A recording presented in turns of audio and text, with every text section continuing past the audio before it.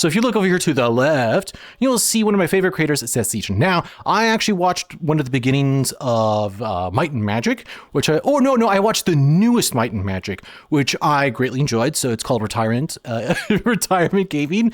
Well, it's like old retirement gaming, something of the nature. It's over on YouTube. You can check it out. Highly recommend it.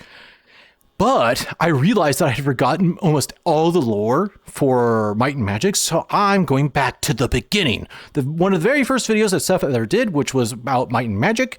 I don't know, it's Might and Magic. This is Might and Magic review. I don't know which one it is. So, welcome.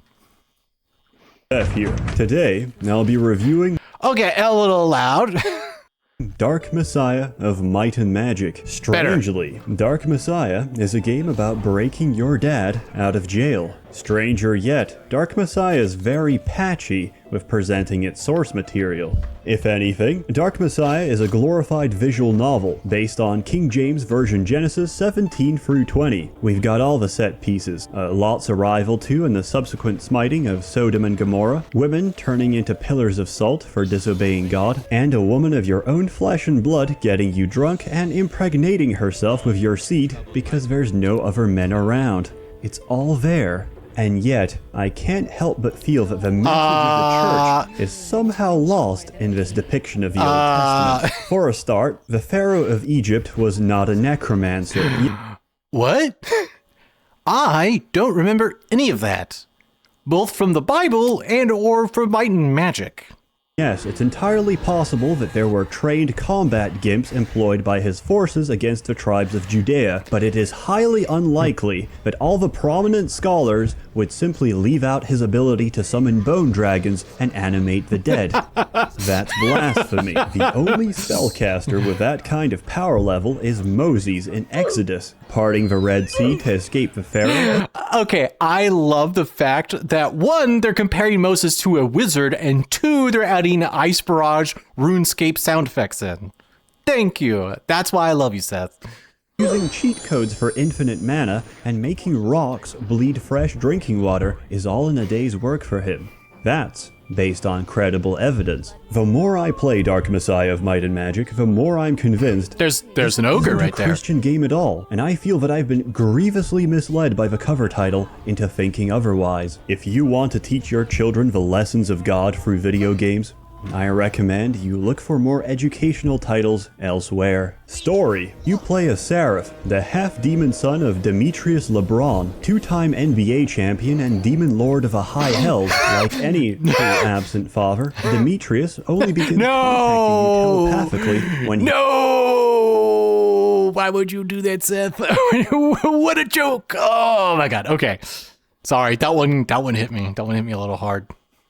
He's in jail. Seraph, my boy, I know I missed out on your childhood and left you to be raised by demonic sorcerers, but I had a good reason. Listen, mind helping your old man out? Bring me the Skull of Shadows and free me from this whack-ass prison. We can go for McDonald's after. I'll buy you a $1 menu. My treat. So you cluelessly murder your way across the continent while deciding whether freeing your father and subverting the International Court of Justice is ethical or not. One may argue that a true objectivist egoist would do whatever they feel like doing, and any negative ramifications of freeing your demonic... Do you have a single snack fact to snack that up? I just had to put that out there.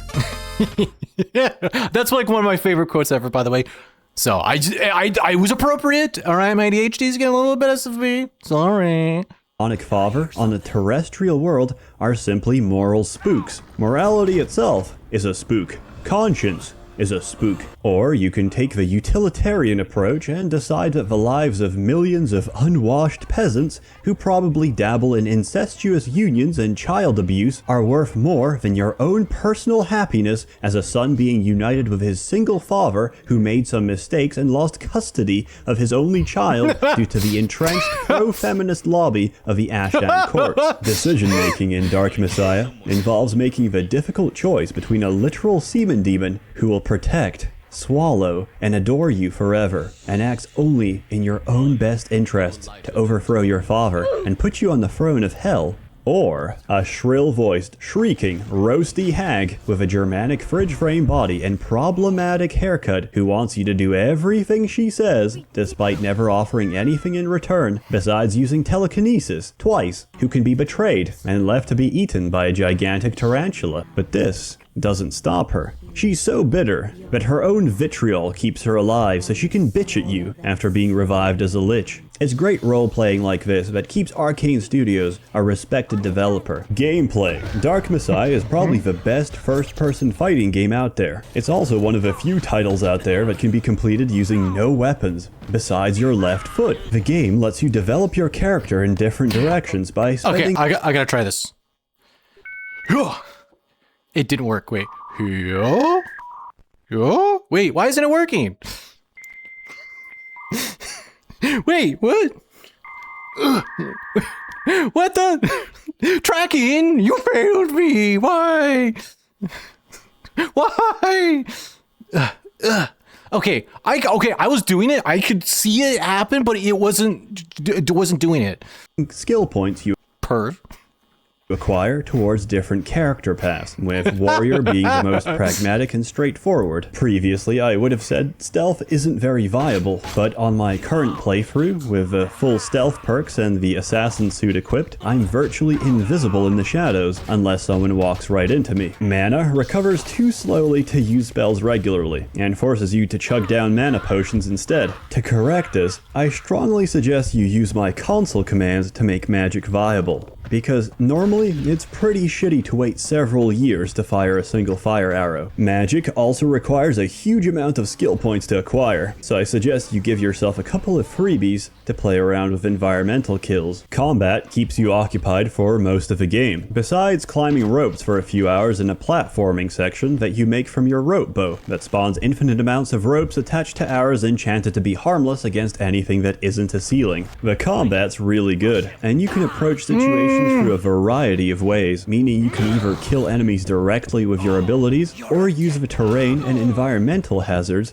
to help them meet their demise. When I played this many years back, I also didn't appreciate the fact that there's a variety of little side paths for each area, letting you do optional tasks, reach additional equipment and secrets, or allowing you to skip past most of the level. There's a lot of nice subtle interactions as well, such as when enemies are very injured, they'll start to limp away from combat and attempt to escape the combat area. If you've got daggers equipped and their backs are turned to you, your daggers will switch positions, and tapping left click will instantly execute them by firing a dagger in their neck. Doing enough damage to enemies also unlocks an adrenaline move, which empowers whatever weapon or spell you're currently using for the next attack, which can, for example, permanently freeze an enemy solid with the ice spell, or permanently shrink down an enemy with the weaken spell, who will run for their lives and scream until Seraph's foot automatically crushes them when you walk too close. Wait, what? When this game came out, it got a lot of criticism that it was,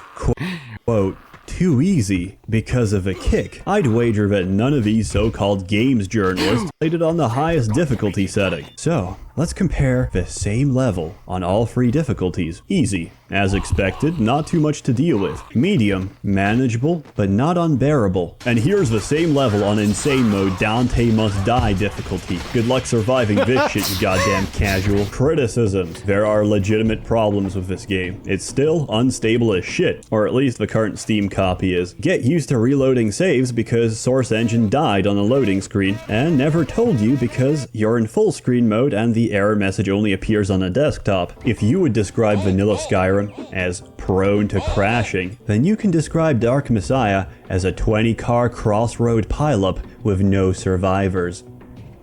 Except their children, who will now be orphans, forced to sell their bodies on the street. Dark Messiah, summarized briefly, is a very solid first-person fighting game with a terrible shitty story written in a bastardized universe Ubisoft spawned after acquiring the rights to the Might and Magic franchise. Where all the lore revolves around Dragon this and Dragon that. All the gods are dragons. There's the Dragon of Light, the Dragon of Order, and the Dragon of Chaos. Hell, fuck, why not? Jesus is a dragon too. The plot of both this game and all the Heroes of Might and Magic games after 5 is like DeviantArt meets porn script writing school, but just this once, the end product is a diamond in the rough, which justifies it all. In many ways, Dark Messiah is like Super Mario, except instead of crushing wildlife with your titanic weight, you kick them into serrated spikes. As always, more content to come. A warm thanks to the many members of the Merchants Guild bankrolling these terrible, terrible videos. You're all wonderful. Have a good one.